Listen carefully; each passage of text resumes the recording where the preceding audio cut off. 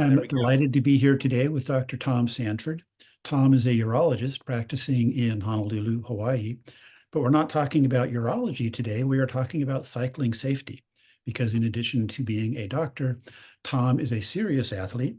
He has completed the Ironman triathlon on the Big Island.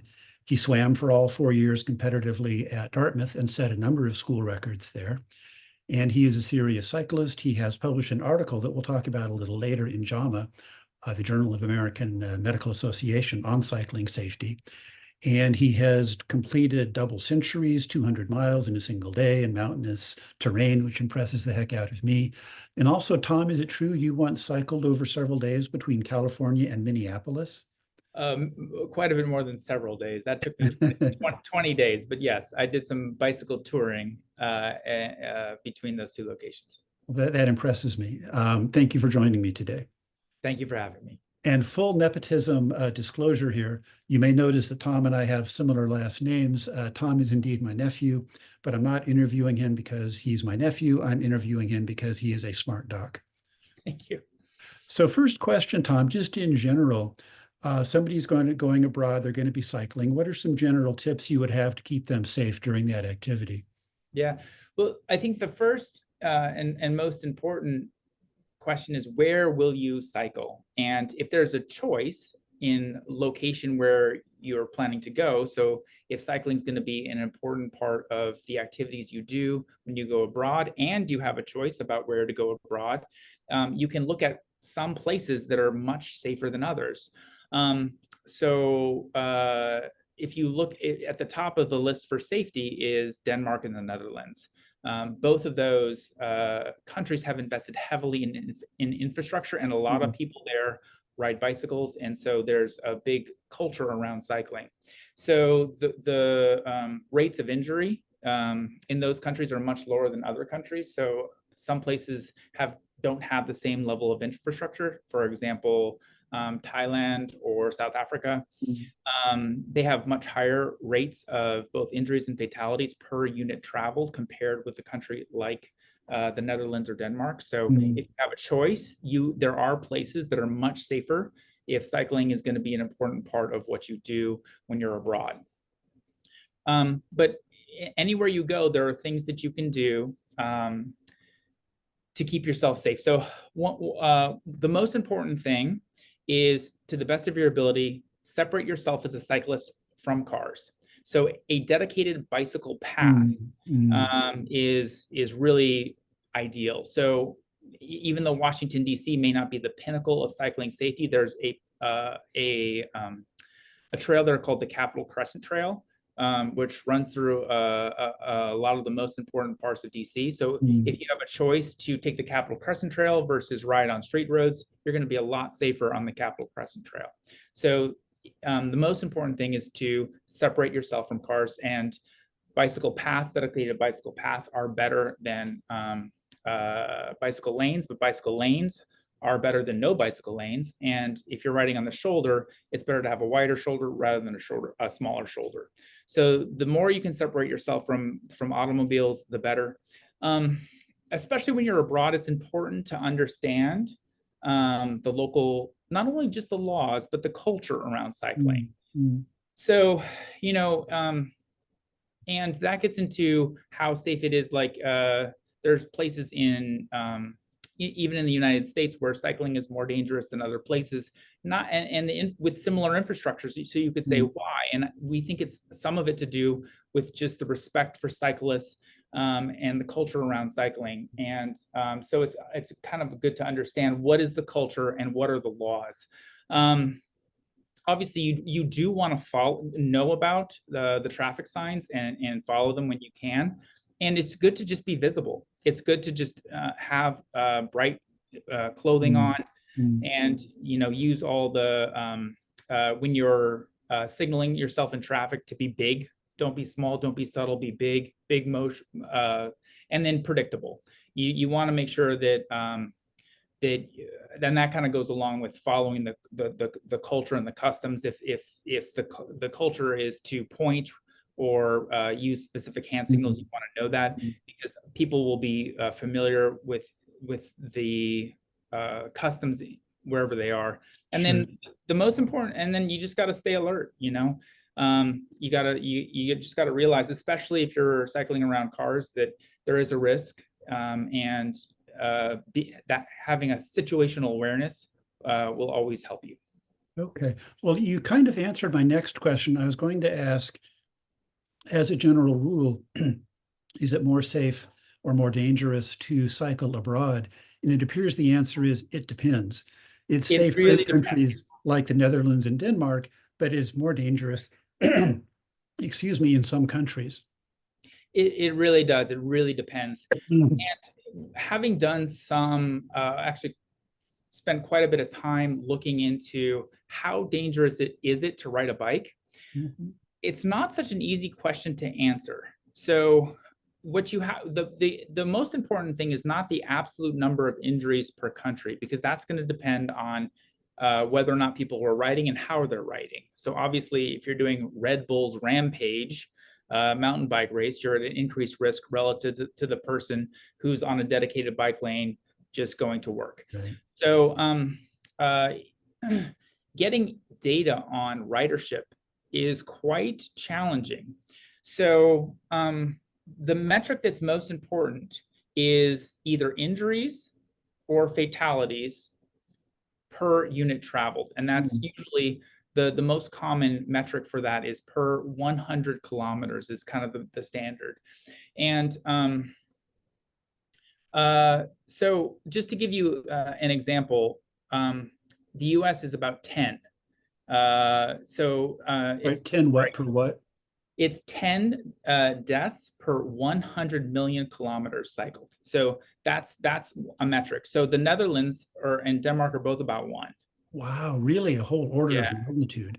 And I've seen research that say that injuries, because that's fatalities, injuries are actually 20, it's about 25-fold safer to ride in the Denmark or the Netherlands compared with the United States. Okay, okay. If you look at injuries. And injuries are injuries also, you have to figure out how to measure them. So ER visits are one way. And that's kind of the way a lot of people figure out how many injuries people have. Because the ones that don't make it to the ER, it's hard to figure out how many Sure. are there and to document them quantitatively. So the US is not as good as some countries, but it is better than other countries. So I gave the example of South Africa and Brazil. Brazil's another one. Those are more like in the 30 to 20 to 40 fatalities per 100 million kilometers cycled. So Significantly higher. significantly higher, right? So building infrastructure around cycling can make it much, much safer. That sounds like it. Now, in terms of equipment that you plan on using, such as a helmet or lights or reflective gear, should one take that with one in suitcases, or should you plan on getting it at your destination? The safest is always to bring your own, because you would hope that there's helmets available wherever you are.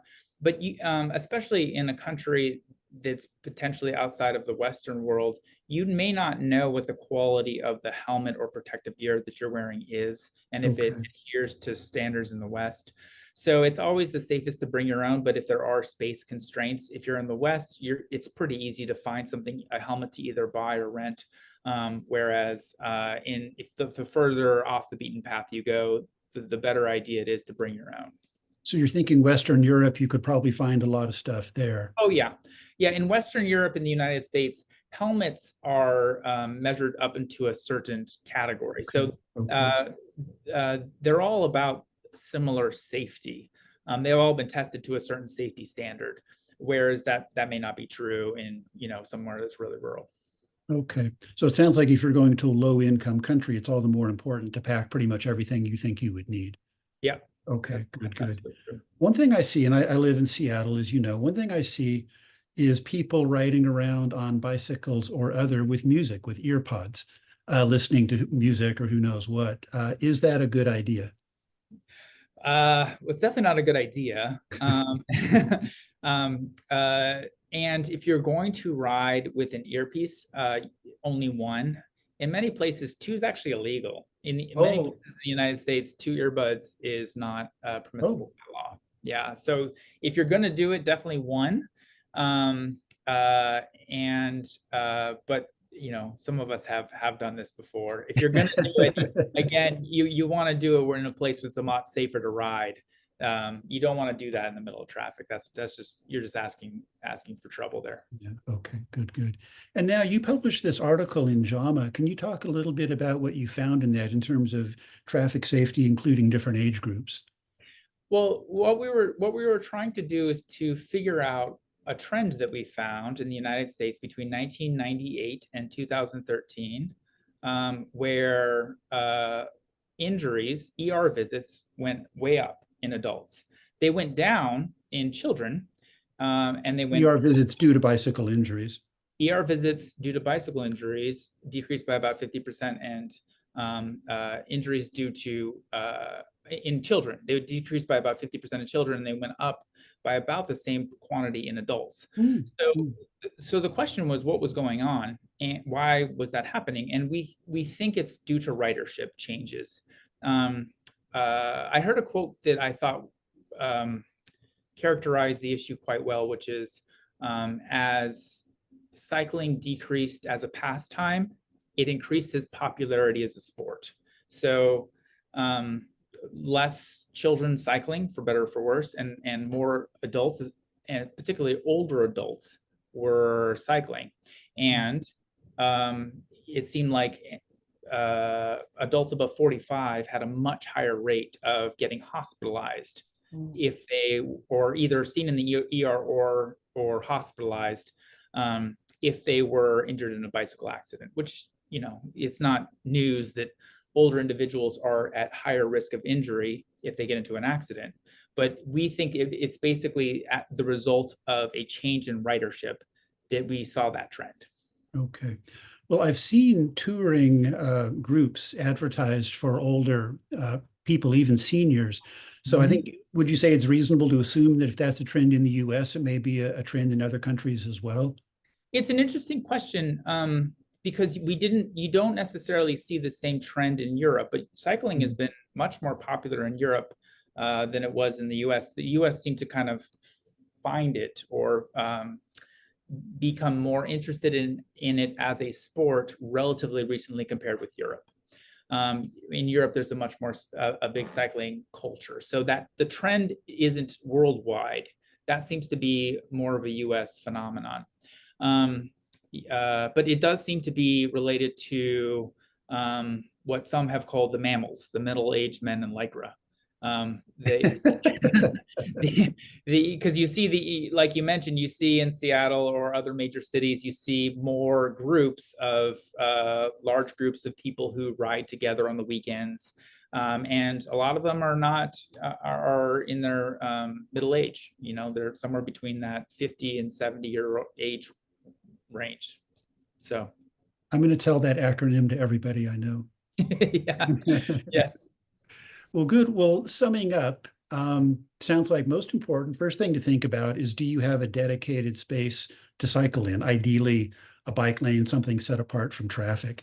You also mentioned helmets, reflective gear, lights, not wearing more than one earpiece, if any. Any other tips just for keeping things safe cycling abroad? So I just want to make a comment about helmets. There was some criticism of helmets for a while in terms of, does it make you safer? And if it makes you safer, is it good or bad for cycling? So in Australia, they implemented a mandatory helmet law, and head injuries went way down. And if even in countries like Denmark, where cycling is very safe compared with the United States, there's no question that if you have a head injury, that's puts you in a group that's much more likely to have a bad outcome. So now helmet use in countries where cycling is safe is actually quite low. But for the people who do fall down and hit their head, it's not good. So I really think that wearing a helmet is probably the best thing you can do that is under our control, other than figuring out where to cycle safely. Not Right. all of us live in cities where we have dedicated bike lanes. In Honolulu, we don't have very many good examples of that. So we use bike lanes, which we're really happy we're seeing more of those. But not all of us have access to it. So the best thing that you can do for yourself is to wear a helmet. It really does decrease the risk of bad things happening to you. Good. Super. Well, Tom, thank you so much. Tom Sanford, Honolulu, Hawaii. Appreciate your insight on this. All Yeah. best. All right. Take care. Thank you.